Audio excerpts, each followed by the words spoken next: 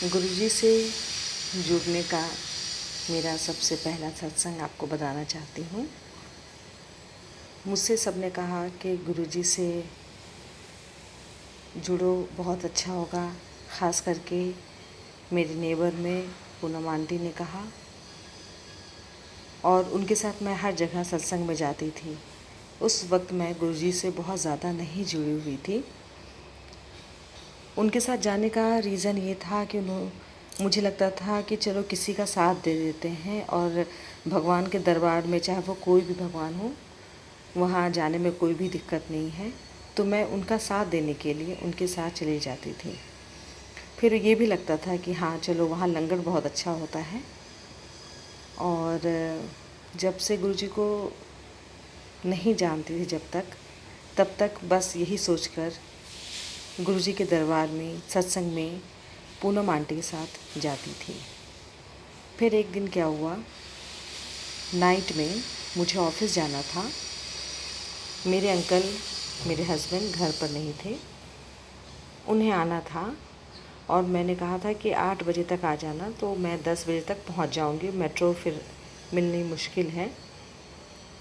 लेकिन वो नहीं आए, और एक गुस्सा, एक नाराज़गी, हमेशा की तरह लेट आना, ये सोचकर मैं गुस्से में ठंड की रात में बिल्कुल धूप अंधेरे में अकेले फ़ोन को स्विच ऑफ करके निकल गई। नो डाउट आगे पहुंचने के बाद मुझे लगा कि मैंने गलती तो नहीं की। अब मेरा किसी से कांटेक्ट नहीं था, मैंने बैग में मोबाइल को रख लिया था। और जब मैं आगे गई तो चौराहे पर मैंने देखा 3-4 लड़के खड़े हैं। मैं डर गई। मैंने सोचा यहाँ पर रुकना सही नहीं है, मुझे आगे बढ़ते जाना चाहिए, क्योंकि वहाँ पर रोशनी नहीं थी। मैं सोचा जहाँ रोशनी होगी वहाँ पर ऑटो के लिए वेट करती हूँ, क्योंकि इतनी ठंड थी तो ऑटो मिलना भी मुश्किल था। बहुत इंटीरियर में उस वक्त मेरा घर था। अब यहाँ पर चहल पहल है, पहले नहीं था ऐसा कुछ। फिर मुझे आवाज़ आई पीछे से ऑटो के विसिल करने की। तो मैंने पलट कर देखा वो लड़के भी नहीं थे। तो मुझे ऐसा लगा कि ऑटो में शायद बैठ गए होंगे, तो मैं इस ऑटो में नहीं बैठूँगी। लेकिन जब ऑटो वैसे ही विसिल देते हुए मेरे बगल में आए ऑटो वाले जी, तो मैंने देखा अंदर कोई भी नहीं है। तो मैं झट से उसमें बैठ गई। मैंने कहा परी चौक चलो। और जब मैं आगे बढ़ने लगी तो संगत जी, उन्होंने मुझे कहा कि मैं आपको ऐसी जगह उतार दूँगा जहाँ बहुत रोशनी हो, और वहाँ से आपको दूसरी ऑटो मिल जाएगी, आप उससे जा सकते हैं।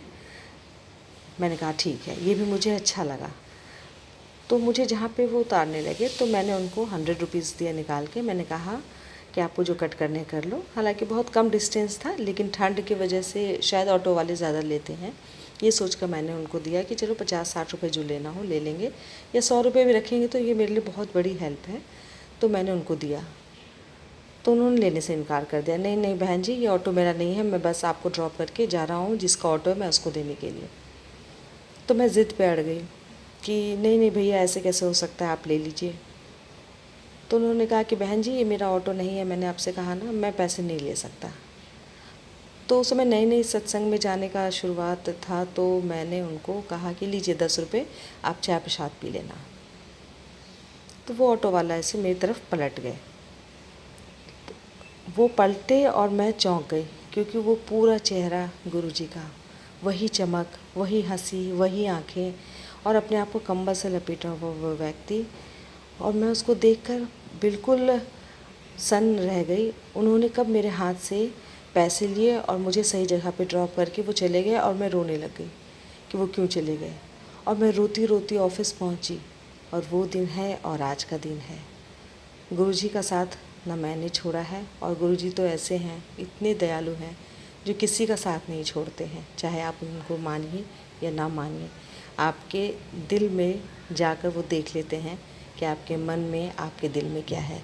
इसलिए हमेशा अपने मन को साफ़ और स्वस्थ रखिए। जय गुरुजी, शुक्राना गुरुजी।